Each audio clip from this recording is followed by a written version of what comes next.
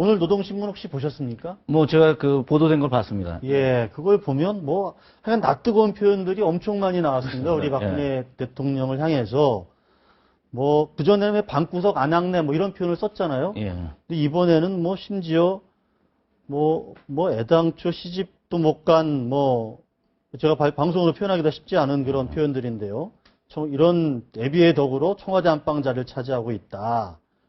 뭐 아양을 떤다. 뭐 거의 이런 표현을 지금 쓰고 있는데 이거 이렇게까지 지금 하는 거는 박근혜 대통령하고는 이제 더 이상 대화 안 하겠다. 뭐 이런 생각 아니겠습니까? 그래서 뭐 아직은 그렇게 판단하기는 좀 이르고요. 이 사람들이 원래 이제 그 심리전 차원에서 또는 내부용으로도 네. 이게 이제 그 상대방의 그 최고 지도자를 모욕 주는 비방하는 뭐 그런 그 선전 차원의 심리전을 하고 있기 때문에 필요에 따라서는 뭐 어느 순간에도 바뀔 수 있는 그것이 뭐 개인에 대해서뿐만 아니라 국가에 대해서도 그렇게 해왔기 때문에. 근데 그런 어떤 박근혜 대통령을 향한 그런 어떤 적나라한 그런 비난 이런 거가 올 초에만 해도 안 보였잖아요. 그래서 안 실제로 보이다가 그렇습니다. 예, 예. 예. 실제로 뭐 지난번 그 고위급 접촉에서 가장 중요하게 합의하고 또 북한이 요구했던 것이 상호 비방 중단하지 말자. 그래서 이제 자기네들 입장에서는 역시 그 체제나 그 최고 존엄, 자기 지도자에 대한 그런 부분을 얘기했기 때문에 사실은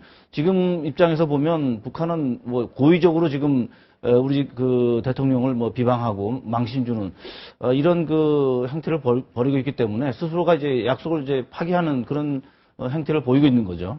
근데 과거에도 그래 왔기 때문에 우리로서는 이제 그런 부분에 대해서 좀 지켜보면서 우리가 이번에 이제 그 거기에 대해서 뭐 반박 성명을 내지 않았습니까? 예. 이런 그 무리한 행동 하지 말 것을 경고겸 이렇게 이제 했는데 그런 북한의 어떤 그 속성을 우리가 다시 한번 확인하는 그런 그 상황이라고 봅니다. 그러니까 뭐 이랬다 저랬다 하는 북한이 원래 그랬기 때문에 그런 건지 아니면 진짜 이제 뭐 박근혜 정부하고는 이제 대화의 문을 닫고 우리는 우리 식대로 그냥 가겠다 이런 건지 그거를 좀 판단해 봐야 될 것 같아요. 근데 뭐 실제로 북한의 그 행태를 보면 역시 이제 과거의 사례를 참고할 수밖에 없는데요. 북한은 뭐 갑자기 이제 그 태도를 바꾸는 것이 가능한 체제이기 때문에 뭐 미국을 철천지 원수라고 하다가 뭐 그 다음날 미국하고 이제 회담하는 것이 결정됐다 그러면 그 다음날로 그냥 모든 광고라든지 이 비방을 중단시키고 마치 오래된 친구처럼 해왔던 것이 또 북한이고요. 우리 지도자에 대해서도 과거 뭐 수십 년 동안 해왔던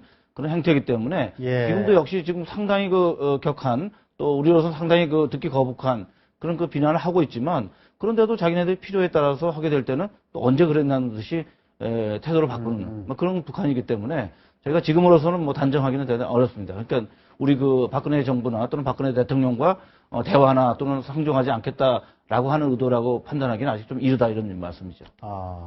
어쨌든 저런 북한을 우리가 어쨌든 잘 침착하게 냉정하게 전략적으로 잘 관리를 해야 되는 거 아니겠습니까? 그렇습니다. 우리 정부가. 중요한 것은 이제 그렇게 했을 때 우리가 이제 그것을 북한이기 때문에 뭐 수용한다 이런 입장보다는 잘못된 데 대해서는 우리가 지적을 하고 또 그런 부분이 재발하지 않도록 계속 경고를 주면서도 그것이 바뀔 수 있도록 끌고 가는 것. 그것이 이제 우리가 앞으로 해야 될 일이고 또 이러한 것은 우리 힘만으로는 또 부족한 점도 있고 국제사회와 함께 북한의 그런 잘못된 행태 그것이 결국은 북한한테 큰 부담으로 갈 것이다. 대가를 치를 수밖에 없을 것이다라고 하는 분위기를 우리가 만들어가는 것. 그것이 중요하다고 봅니다. 근데 그거에 뭐랄까 구체적인 방식이 뭐가 있을까요? 일단은 뭐 그렇게 하면 자기네한테 손해가 되는 거죠. 자기네들이 상대방을 존중하고 상대방과 대화를 하고 또 그것에 어떤 그 합의를 이끌어감으로 해서 결국 자기들이 원하는 것이 체제 안전이고 또 자기네들이 원하는 것이 경제 발전이라고 한다면 이렇게 뭐 자기네들 욕을 하고 비방하고 대화 안 하는 것이 결국은 자기네들한테 손해다 하는 것을 우리가 그동안에도 많이 보여줘 왔지만은 앞으로도 그런 방식을 계속해서 해 나간다면 뭐 북한도 자기네들 체제가 망하는데 계속 그렇게 욕만 하고 대화 안 하고 상종 안 하는 것만 하는 것 자체는 결국은 뭐 착오다 실수다 이렇게 느끼게 될 날이 올 거라고 봅니다. 근데 우리 정부, 우리 박근혜 대통령이 사실은 북한에 대해서 아주 강한 원칙을 견지해 왔고, 그러다가 이제 드레스덴에 가서 이른바 3대 제안을 한 거 아니겠습니까? 핵 포기 전제를 하지 않더라도, 낮은 단계에서는 이렇게 우리가 한번 협조를 하고, 인도적 문제라든지, 남북 간 공동 번영을 위한 인프라 구축이라든지, 뭐, 동질성 회복을 위한 조치라든지, 이런 것들을 한번 해보겠다. 하자라고 했는데 그거를 걷어찬 거지 않습니까? 그렇습니다. 그렇다면 우리 정부가 더 구체적으로 뭘 다른 걸 더 하자고 할 수 있겠습니까? 그러니까 일단은 지금은 우리가 이제 그 제안을 한 거죠. 사실은 예. 그동안 이제 한반도 신뢰 프로세스라든지 동북아 평화협력 구상 이것을 가지고 이제 뭐 북한에 대한 정책이라든지 또는 동북아 정책이라든지 또는 통일 이런 구상을 이제 해나가겠다 했는데 금년 초에 이제 대통령께서 통일 대박 이렇게 해서 이제 본격적으로 이제 통일을 염두에 둔 새로운 형태의 이제 대북 정책을 준비했는데 그 첫 번째 제안이 바로 이 드레스덴에서 제안한 이 세 가지 이제 그 핵심 제안인데 사실은 우리 입장에서도 볼 때 이 제안이 북한에서 뭐 당장 수용한다 이게 쉽지 않을 겁니다. 왜냐하면 이 제안의 핵심 목표는 정상적으로 북한이 발전할 수 있는 일종의 그 큰 그림을 그려준 것이거든요. 일종의 물고기를 주는 예를 들어서 북한이 당장 필요한 건 현금 필요하고 또 식량 필요하고 비료 필요하고 뭐 금강산 관광 재개해서 뭐 어떤 당장에 얻는 이익이 있을 텐데 그거보다는 실제로 북한 자체가 발전해 나가면서 장기적으로 발전할 수 있는 그 토대를 만들어 주겠다고 하는 것. 그리고 그것을 북한이 비교적 쉽게 체제의 어떤 부담 없이 받아들일 수 있는 게 이 세 가지 제안에 들어 있어요. 그러니까 사실은 그거 받아야 되는 거 아닌가? 그렇습니다. 북한이? 그러니까 예. 북한이 제대로 된 그 사회라면 그것을 받아들여야 되고 저희가 이제 그것이 쉽지 않을 거라고 생각하는 건 과거에 우리도 60년대에 예. 미국 원조를 받다가 미국에서 이제 원조를 중단하면서 너희가 먹고 살아라 했을 때 저희가 정말 고통스럽지만 결국 수출 지향 정책을 바꾸지 않았습니까? 그런 고통의 어떤 결실로 저희가 이제 경제 성장을 했는데 그러니까 대통령이 북한에 제안한 것은 그런 진정성이 있다고 보는데 북한이 이 진정성을 이해하지 못하고 이렇게 비난하는 것을 보면 결국은 왜 저렇게 남의 진정을 이해하지 못하고 박 대통령의 성격을 어느 정도 알만도 한데 그 사람들이 그렇게 하는 것은 뭐 대통령을 지지하는 사람이나 그렇지 않은 사람이 볼 때 조금 답답한 그런 측면이 역시 뭔가 김정은 체제가 이런 어떤 그 박근혜 대통령의 이런 어떤 제안이나 어떤 전략이나 뭐 이런 것들이 결국은 자기들의 어떤 숨통을 그렇습니다. 조여온다고 판단하는 거 아닐까요? 일단 두려움. 체제에 예. 대한 정권 붕괴에 대한 두려움. 그렇습니다. 그러니까 뭐 김정은과 김정일 두 사람을 비교해 보면 아마 이런 정도의 제안을 했으면 김정일 뭐 전 위원장 같은 경우는 심사숙고했을 겁니다. 이것이 과연 얼만큼 자기들에게 도움이 될 것인가.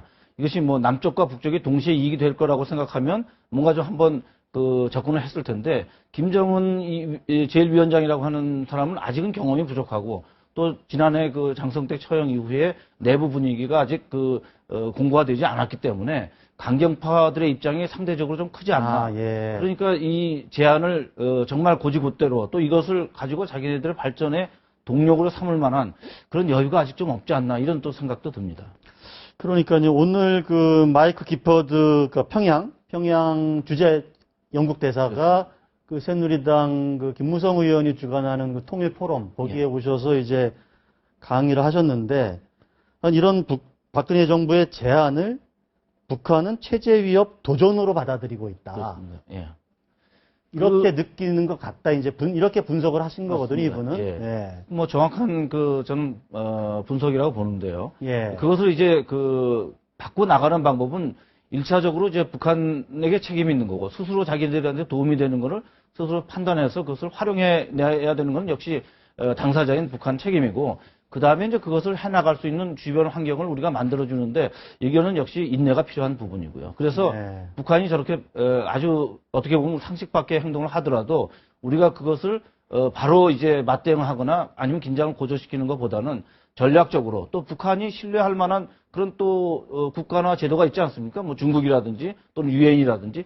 그래서 이번에 그 박 대통령이 제안한 것 중에 첫 번째 이 유엔에서 지원하는 사업을 하나의 그 인도적 사업의 핵심으로 얘기한 것은 북한이 남한의 제안의 진정성을 아직은 좀 의심스럽다면 유엔 통해서 가는 부분을 받아서 거기서 좀 신뢰를 구축해 나가자. 저는 그런 진정성을 좀 북한이 이해했으면 사실은 이것이 장기적으로 볼 때 북한에게도 좋고 그것이 바로 통일로 갈 수 있는 기반이 아닌가. 여기에는 역시 좀 인내가 필요한 이 과정에서 중국이 좀 역할을 해줘야 되는 거 아닌가요? 지난번에 우다웨이도 북한에 다녀왔는데 별 소득이 없었던 모양이죠. 그 이후에도 강도가 좀 높아지고 있거든요. 실제로 이제 그것이 역시 이제 북한 입장에서 보면 중국한테 좀 서운한 감정이 있었다 이렇게 또 볼 수 있거든요. 예. 지난번 그 한중 정상회담에서 회의에서 있었던 그 시진핑 주석이 한 언급이 대단히 중요한 것이거든요. 중국식으로 북한을 설득하겠다. 그러니까 그 부분은 북한이 수용하기에 좀 힘든 그런 부분까지 포함해서 지금 설득하고 있다. 그러니까 육자회담으로 복귀해서 핵을 폐기하는 문제뿐만 아니라 거기에는 아마 북한의 전반적인 어떤 그 정책 방향 이런 부분도 이제 포함이 되어 있을 거라고 보는데 북한 입장에서는 자기들한테 필요한 부분을 당장 주는 것보다 자기네들에 대해서 국제사회가 압박을 가하고 있는 부분에 대해서 중국이 동조하면서 접근하고 있기 때문에 비록 이 우방이라 하더라도 좀 서운하고 또 거기에 대한 그 반발심 이런 것도 이제 이렇게 우리한테 아주 그 극심한 그런 그 용어를 써가면서 반발하는 배경이 아닌가 이렇게 봅니다. 예, 알겠습니다.